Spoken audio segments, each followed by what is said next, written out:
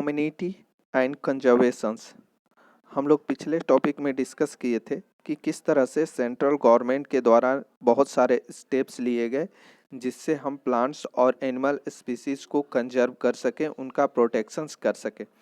लेकिन इस कंजर्वेशंस और प्रोटेक्शंस में केवल गवर्नमेंट ही इन्वॉल्व नहीं है, इसमें हमारे देश की कम्युनिटी भी जो है वो बड़े पैमाने पे अपना रोल प्ले करती है।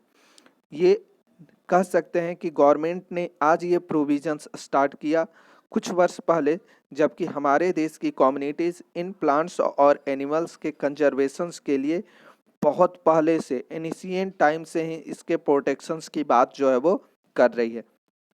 एग्जाम्पल्स के लिए हम ले सकते हैं कि जैसे सरिस्का बायो रिजर्व्स है, सरिस्का टाइगर रिजर्व्स जो राजस्थान में है, वहाँ पर हर तरह के जो है वो फॉरेस्ट एक्टिविटीज़ को जो है वो मना कर दिया गया है कि वहाँ पर कोई भी बाहरी व्यक्ति जाकर जंगलों में किसी भी तरह से जानवरों को या पेड़ पौधों को नुकसान ना पहुँचा सके। उसी तरह से राजस्थान का एक अलवर डिस्ट्रिक्ट में गांव है, राजस्थान के ही में, जहाँ पे तकरीबन 1200 हेक्टेयर फॉरेस्ट एरिया को भैरवादेव सेंचुरीज में इन लोगों ने कन्वर्ट कर दिया है। और यहाँ पर भी ये किसी भी तरह की हंटिंग को जो है वो प्रोहिबिटेड करते हैं और यहाँ तक कि बाहरी लोगों का भी जाने से रोकते हैं। और यह भी कि ये लोग ऐसे नहीं चाहते कि गवर्नमेंट भी इनके कामों में किसी तरह से इंटरफेयर करे। तो कम्युनिटी का एक इम्पॉर्टेंट रोल होता है हमारे वाइल्ड लाइफ के प्रोटेक्शंस में या हमारे स्पीसीज के प्रोटेक्शंस में। दूसरी तरह से अगर हम कुछ ट्राइबल्स कम्युनिटीज़ की बात करें तो ट्राइबल कम्युनिटीज़ में जो है वो मुंडा हो गया, संथाल हो गया, ये कम्युनिटीज़ जो है वो कुछ पार्टिकुलर ट्रीज़ को जो है वो काफ़ी ज़्यादा रिस्पेक्ट देती है और उनके प्रोटेक्शंस की बात करती है। जैसे कि अगर हम बात करें तो मुंडा और संथाल कम्युनिटी छोटा नागपुर के रीजन में महुआ के प्लांट्स को जो है वो बचाने का काम करती है। उसी तरह से अगर हम बिहार की बात करें या हिंदूज़ की बात करें तो हिंदूज़ कम्युनिटीज़ में भी बहुत सारी लोग ऐसे हैं जो कई तरह के प्लांट्स को जो है वो प्रोटेक्ट करने का काम करते हैं। जैसे कि हिंदू रिलीजन्स में ही आप देखिएगा कि तुलसी के प्लांट्स को जो है वो डिस्ट्रॉय करना गलत माना जाता है। हर शादी विवाह के फंक्शन में जो है वो मैंगो ट्रीज का उपयोग किया जाता है। उसी तरह से हल्दी का जो है वो हल्दी का जो है वो उपयोग किया जाता है। तो ये सारी चीज़ें इंडिकेट्स करती हैं कि कम्युनिटीज़ का एक इम्पॉर्टेंट रोल होता है किसी भी प्लांट्स और स्पीसीज को जो है वो प्रोटेक्ट करने में। और हमारे कंट्री में ये काम बहुत पहले से किया जा रहा है। इसके एक नहीं बहुत सारे एग्जाम्पल्स देखने को मिलेंगे।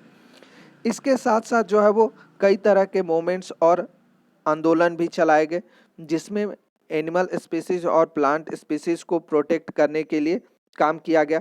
जैसे कि नाम सुने होंगे चिपको मूवमेंट, यह माउंट एवरेस्ट के रीजन्स में चलाया गया था ताकि वहाँ के क्षेत्रों में जो फॉरेस्ट की कटाई की जा रही थी, ट्रीज की कटिंग की जा रही थी, उसे रोका जा सके। उसी तरह से जो है वो बीज बचाओ आंदोलन, बीज बचाओ आंदोलन के तहत जो है वो फर्टिलाइजर्स के एक्सेस यूज को जो है वो मिनिमाइज या उसे रोकने के लिए प्रयास किया गया। उसी तरह से नर्मदा डैम का प्रॉब्लम्स या टेरी डैम, इनके विरोध में कई सारे काम किए गए, लोगों ने आंदोलन किया, स्ट्राइक्स किया ताकि उससे नष्ट होने वाले प्लांट्स और एनिमल स्पीसीज को जो है वो सेव किया जा सके।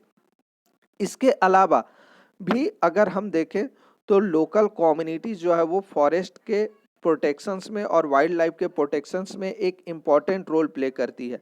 इसी को ध्यान में रखते हुए उड़ीसा की सरकार ने सबसे पहले 1988 में जो है वो एक लोकल गवर्नमेंट और स्टेट गवर्नमेंट का जो है एक जॉइंट इंस्टीट्यूशंस और ऑर्गेनाइजेशंस डेवलप किया जिसका काम था कि फॉरेस्ट और एनिमल्स को जो है वो प्रोटेक्ट करना, और इसे नाम दिया गया जॉइंट फॉरेस्ट मैनेजमेंट।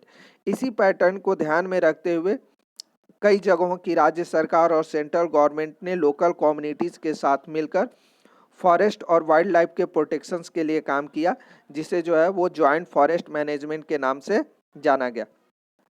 आप जो है वो एक ओल्ड स्टेटमेंट्स पढ़कर भी समझ सकते हैं कि हमारे देश में जो है वो फॉरेस्ट को और वाइल्ड लाइफ के प्रोटेक्शंस के लिए क्या किए जाते थे। जैसे कि महात्मा गांधी का एक महात्मा बुद्ध का एक स्टेटमेंट है जो आप समझ सकते हैं 487 बीसी में जो है वो कहा गया था कि हमारे लिए पेड़ पौधे कितने जरूरी हैं और कितने महत्वपूर्ण हैं। ये हमसे किसी भी तरह का कोई डिमांड्स नहीं करते, जबकि इन्हें पेड़ पौधों को जो है वो उन्हीं व्यक्ति को छाया देता है जो व्यक्ति उसे काटना चाहता है। यानी इनकी दयालुता इतनी है, ये अपना नुकसान सह सकते हैं और हमें किसी तरह से नुकसान नहीं दे सकते। जो व्यक्ति कुल्हाड़ी से इन्हें काटने जाएगा उसे भी ये छांव जो है वो प्रदान करते हैं। तो ये चीज़ें कॉन्सेप्ट क्लियर करते हैं कि हमारे देश में कम्युनिटीज़ का कितना इम्पोर्टेंट रोल रहा फॉरेस्ट के प्रोटेक्शंस में या वाइल्ड लाइफ के प्रोटेक्शंस में।